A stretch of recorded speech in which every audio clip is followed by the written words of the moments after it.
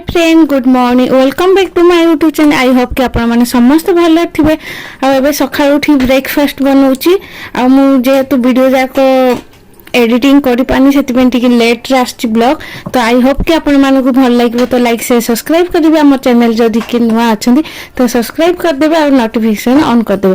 तो ये मुझे देखो सका उठिक ब्रेकफास्ट बनाऊँगी। आज इडली बनैबी बोली चटनी प्रिपरेशन कर झीलका उठी ना उठिले से मैंने गाधे स्कूल जी। आज तो हजबैंड जीवेनि ऑफिस जेहेतु आज मोर लास्ट चेकअप अच्छी 9 मंथ डॉक्टर आज मत फाइनल करेंगे कि कौन हम नॉर्मल की सी सेक्शन कौन। तो आपण मानक पूरा वीडियोटा देखूँ मुझे आगु आगु कहि हॉस्पिटल जी आज से मुझे जल्दी सका उठिक सब कम सर दूची। आठी देखूँ मुझे उठिक फास्ट ब्रेकफास्ट रेडी कर दूची।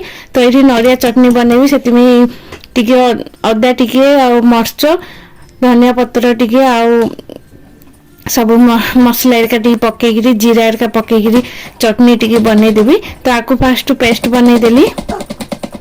पेस्ट बनैला पछे छुंक लगेबी। आठी देखो मु बिरी चाउल को काली ठू बाटिकी रखी थी तो से केते सुंदर फुली देखिए बिरी चाउलटा। तो ये देखु पूरा बेटरटा भी ठीक अच्छी इडली पे। तो ये लुण एरिका पकईकरी फास्ट बनईदेवी इडली। जेहेतु झील भी खाइब स्कूल जीव सी। तो ये देखु झील स्कूल आसला पर आम हॉस्पिटल जीव। आज लास्ट चेकअप अच्छी मोर 9 मंथ। तो झील आज छाड़ी सी घरे ही रसला आम ही जीव हजबैंड मोर। तो ये मु इडली को भल भाव लुण पकईकरी फेंटी दूची तो टे स्मूथ हो इडलीटा। तो ये देखो सब भल भाव ये करदेली। खरा भी बहुत भल हो मोर सकाल सकाल ना किचन रे बहुत बढ़िया खरा आसे तो मत भल लगे टिके।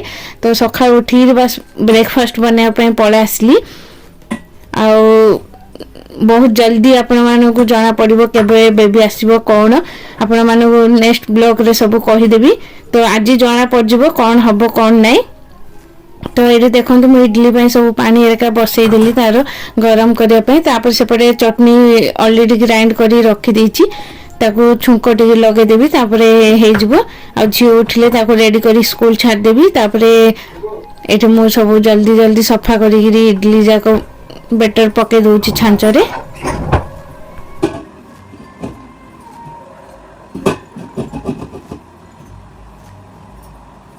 फाइनल मोर इडली होगला। तो मुझे सब जगह काढ़ी दूची फास्ट झील को देदेवी तार सी खाइब। खाइला तार मु तार टिफिन भी पैक करदेवी। तो ये चटनी मोर छुंक लगे दी मुझे कि बनई नी तो छुंक लगे रेडी कर रखी तो ताकू एबे दे दूची इडली चटनी। तो सी खाई सारा खाइला सी स्कूल पलैला मुझे कि वीडियो बनई नी। मु हजबैंड को देवी और मु भी खाइबी। तो से मुझे सब चटनी बटनी कंगी एरिका करदे। तो ये मुझे पलासी फास्ट ब्रेकफास्ट करी तापर जाकर घर सब कम करी लंच भी करूँ। लंच कला आज आमर 4टार 3:30 4टार अपॉइंटमेंट अच्छे हॉस्पिटल जी। तो झील पड़ा आसब 3टा 3:30 को ताकू खाया को देवी सी सब रेडी होकर घरे छाड़देवी। तापर मुझे हॉस्पिटल को। तो आज कौन कौची डॉक्टर देखा गला। तो ये देखो हजबैंड को देदेली सेकेंड ऑफिस काम करी ब्रेकफास्ट कर बस ब्रेकफास्ट कर। तो ये इडली चटनी ही मुझे ब्रेकफास्ट कर नौची। नर्भस भी अच्छी डर भी लगुच कि कौन हम कौन नाई। तो जेहेतु एका अच्छी आपण मैंने जानीपे आ कौन मु कहबी। तो से मोर ब्रेकफास्ट सरला पड़ा आसली सफा सफा करने को। टिके गरम भी हो बहुत।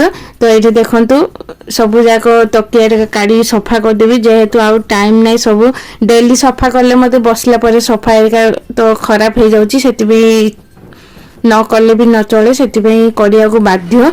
आ मत सफा न रही घर एरिका इच्छा हुए। तो ये देखो सफा एरिका रेडी कर दूची सब झाड़ू करी।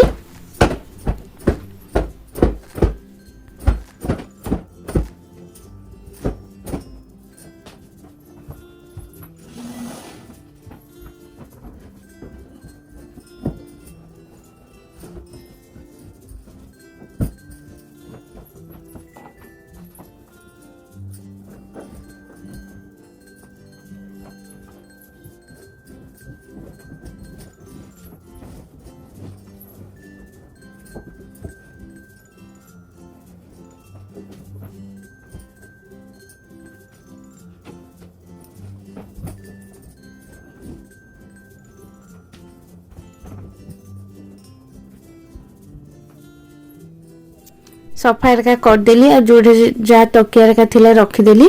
तो झील तार डल जाए पट सेपट कर फिंगुची से तार सब जाक गोटे गोटे कोटे आणुची आ सी शोला सी भी धरिकी शोए तो से सब सेपटे थिले नहीं कि आसिली न तो एपट सेपट कर पकई थाउची। तो से सब जाक गोटे थर आनिक सफा पाखे सजेगी रखीदेली चार्टा जाक। तो ये गोटे छोट डलटा तो ये देखो ये मिनी डलटा को ये मझे बसई दीची। तो मत भल लगे तो से सफा मझे बसई दिए। तो आ फाइनाल मोर ये कम सरीगला चली मु झाड़ू करने को।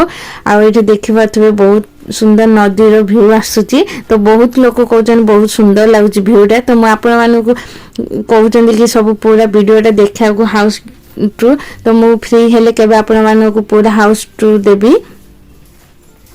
हाउस रो पूरा फ्रंट साइड बैक साइड कौन अच्छी सब देवी आपण मानकु शेयर करी गोटे थर। तो मुझे देखो झाड़ू एरिका लगे नौ सब जल्दी। तो झाड़ू तो डेली लगे बाध्य न तो घर एत असन हो जाए ना। तो से झाड़ू भी लगे दे पोछा सप्ताह 2 सप्ताह के देखी जदि ये थी बोले लगे। तो ये देखो मुझे ठिया टे झाड़ू लगे नौ डेली सफा करती। तो एत भी असना पड़ेनि हल्का फुल्का टिके कौन थी मुझे सफा कर दिए। तो ये झीवर बर्थडे तो देखिए फैन टा नहीं आसते स्टैंड फैन टा। तो बहुत भल कम दौर स्टैंड फैन टा ये लगेदेले ना सफा पर बसिले पूरा डायरेक्ट सफा भल पवन भी दिए। आ झरका विंडो खोलदेव बोले पूरा एत कोल्ड एसी पवन फिर आसे बहुत भल लगे फैन टा लगेदेले। तो रूम जगह छोट फैन टा लगे दौचु आ होल रूम रे लगे दौचु बड़ फैन टा। तो ये मोर सब घर कम सरी जाइथिला किचन एरिका। तो फाइनल मु पळा आसिली ठाकुर पूजा करिया को। आ गाधे आसला पर प्रथम मोर काम ठाकुर पूजा करी तापर जाइए लंच प्रिपरेशन करी। तो ये मु ठाकुर पूजा कर दोची जेहेतु फूल फूल किछि नै बस पानी टिके ढाल रे रखिक बस दीप टिके अगरबत्ती टिके चलाई दी मोर। तापर मोर डेली रूटीन पूजा रे तापर मोर भागवत बहीटा अच्छी। तो मुझे टिके सबुदिन अल्प अल्प करी मु पढ़े पूरा। तो पूरा बहीटा तो एबे पंजे सरीनी। तो देखा जाओ केबे सरीबो कौन। तो जेबे डेली टिके गोटे गोटे पैराग्राफ मु पढ़ी दिए भागवत गीतार। तो ये मोर ठाकुर पूजा चल सरची। आ धूपकाठी मु गोटे ही जले कहीं एत स्मेल हो जाए ना घर जा कबाड़ बंद थाए। तो मते रुंधी रुंधी लगे तार स्मेल दे से मु गोटे ही जले ना पूरा रूम धुआं हो जाए। तो ये देखो मोर ठाकुर पूजा सहित तापर हनुमान चालीसा टिके भगवत गीता टिके पढ़ीदेले मोर पूजा हो जाए संध्या सकाळे। तो ये मोर ठाकुर पूजा चलती चलते आपण मानक आगु देखु पूरा वीडियोटा कंटिन्यू करंतु।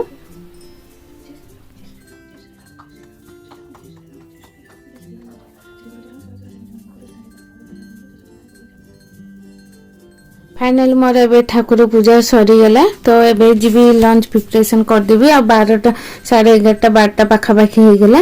तो ता पूर्वर मुझे फास्ट जेहेतु आज पालक पनीर बनई बोली ये मुझे सब शाग जाक धोई नी सकाळे।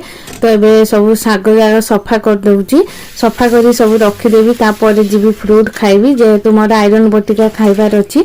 तो मु फास्ट भाविली शागटा टिके धोईकी रखीदेले ये हम पालक पनीर बनैबी। तो ये मु धनिया पत्र पालक शाग को धोईकी रखी दौची।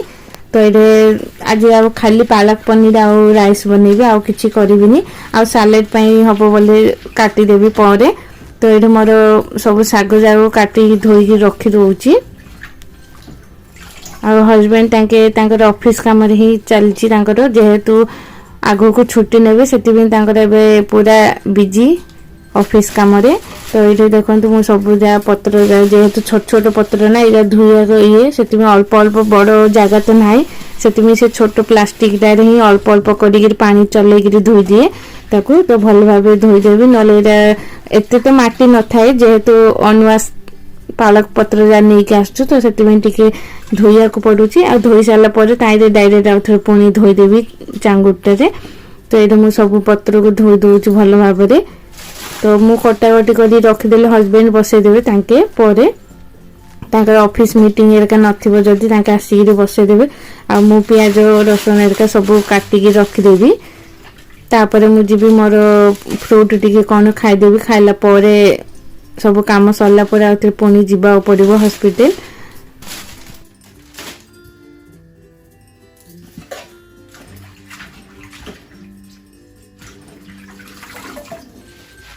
ଆଉ ସେପଟେ ମୁଁ ଶାଗ ଧୋଇ ଆସିଲା ଭିତରେ ଆମର ଆମାଜନରୁ ପଳା ଆସିଲା କାର୍ ସିଟ୍ର। ଆଉ କାର୍ ସିଟ୍ ଆସିଲା ଦେଖିପାରୁଥିବ ବେବିର ପଳା ଆସିଲା ଫାଇନାଲ୍। ଆଉ ମୁଁ ଲଞ୍ଚ ଏରିକା କରି ଝିଅ ପଳା ଆସିଲା ସ୍କୁଲରୁ ତାକୁ ରେଡ଼ି କରି ରଖିଦେଲି। ଆଉ ହସ୍ପିଟାଲ ବାହାରି ପଡ଼ିଲା। ଆଉ ବହୁତ କିଛି ଭିଡ଼ିଓ ବନେଇ ନଥିଲି। ଆଉ ଦେଖିପାରୁଥିବେ ପୁରା ହସ୍ପିଟାଲ ଖାଲି ଅଛି। ଆଉ ଯେହେତୁ 4ଟା 4:30 ହେଇଯାଇଥିଲା ଦେଖିପାରୁଥିବେ ହସ୍ପିଟାଲ ପିରି ହିଁ ଜଣାପଡ଼ୁନି। ତ ଫାଇନାଲ୍ ମୋତେ ଡକ୍ଟର ଯେହେତୁ କହିଲେ ସି ସେକ୍ସନ୍ ହେବ ତ ତାର କ୍ରିମ୍ ଏରିକା ସବୁ ମୋତେ ଦେଇଦେଲେ। ଫାଇନାଲ୍ ଆଜି ଆମେ କରି ପଳା ଆସିଲୁ କି ସି ସେକ୍ସନ୍ ହିଁ କରିବୁ। ଆଉ ତାଙ୍କେ କହୁଥିଲେ କି ନର୍ମାଲ କରିବା ପାଇଁ ୱେଟ୍ କର ବୋଲି ଗୋଟେ 1 ୱିକ୍। ଆଉ ତ ମୁଁ କହିଲି ନାଇଁ ଯେହେତୁ ମୋର ଫାଷ୍ଟ ସି ସେକ୍ସନ୍ ହେଇଛି ତ ଏଇଠି ଜଗିବା କିଛି ଆବଶ୍ୟକ ନାହିଁ। ଯାହା ହେବ କି ନ ହେବ ଟାଇମ୍ ଲସ୍ ହେବ ଆଉ ଥରେ ଇଏ ହେବ। ଯେହେତୁ ଏକା ଅଛି ବହୁତ କଷ୍ଟ ହେଇଯିବ ତ ସେଥିପାଇଁ ମୁଁ ମନା କରିଦେଲି। ଆଉ ମେଡ଼ିସିନ ଏକା ମୋତେ ଦେଇଛନ୍ତି ଗୋଟେ ଦିନ ପୂର୍ବରୁ ହେୟାର ୱାଶ୍ କରିବ ତାପରେ ସବୁ ମେଡ଼ିସିନ ଏକା ଖାଇବ ରାତିରେ ଆଉ ସକାଳେ ତ ନେଇକି ଆସିଛନ୍ତି। ସେ ଯାହା ଖାଇକିରି ମୁଁ ସେଦିନ ଯିବି। ତ ଆପଣମାନଙ୍କୁ ନେକ୍ସଟ ବ୍ଲଗ୍ରେ କହିବି। ଆଉ 2 ଦିନ ରହିଲା ମାତ୍ର ତ ହସ୍ପିଟାଲ ଯାଇକିରି ଆମେ ଆଡ଼ମିଟ୍ ହେଇଯିବୁ ସେଦିନ। ତ ଏବେ ଦେଖନ୍ତୁ ଏଇଟା ହଜବେଣ୍ଡ ମୁଁ ସବୁ ବେଗ୍ ପ୍ୟାକ୍ କରିଥିଲି ହସ୍ପିଟାଲ ତାଙ୍କୁ ମୁଁ ରଖିଛି କି ନାହିଁ ତାଙ୍କୁ ବିଶ୍ୱାସ ନାହିଁ ବୋଲି ତାଙ୍କେ ଆଉ ଥରେ ଚେକିଂ କରୁଛନ୍ତି। ତାଙ୍କେ ରିଚେକିଂରେ ଚାଲିଛି ତାଙ୍କର। ତ ସବୁ ଦେଖୁଛନ୍ତି ବେବିର ବୋଟଲ ଏରିକା ରଖା ହେଇଛି କି ନାହିଁ ମୋର କ'ଣ କ'ଣ ରଖା ହେଇଛି କି ନାହିଁ ବୋଲି। ଯେହେତୁ ଲିଷ୍ଟ ସବୁ ଲେଖା ହେଇଛି ମୋବାଇଲରେ ତ ତାଙ୍କେ ଗୋଟେ ଗୋଟେ ଦେଖିକି ସବୁ ଲିଷ୍ଟ ଅନୁସାରେ ତାଙ୍କେ ସବୁ ଯାକ ପ୍ୟାକ୍ କରିଦେଉଛନ୍ତି। ତ ଫାଇନାଲି ମୋର ସବୁ ପ୍ୟାକ୍ ହେଇଗଲା। ବାସ୍ ସେଦିନ ସକାଳୁ ଉଠିକିରି ସବୁ କାମ କରି ଯିବା କଥା। ଆଉ ମାତ୍ର 2 ଦିନ ଅଛି। 2 ଦିନ ପୂର୍ବରୁ ମୋତେ ସବୁ ମେଡ଼ିସିନ ହେରିକା ଦେଇଛନ୍ତି ରାତିରେ ଖାଇବା ପରେ ଖାଇଦେବା। ଆଉ ସେଦିନ କିଛି ଖାଇବାକୁ ମନା କରିଛନ୍ତି। ତ ସବୁ ସେଇ ଜାଗା ଆପଣମାନଙ୍କୁ ଆଗୁ ସେୟାର କରିବି।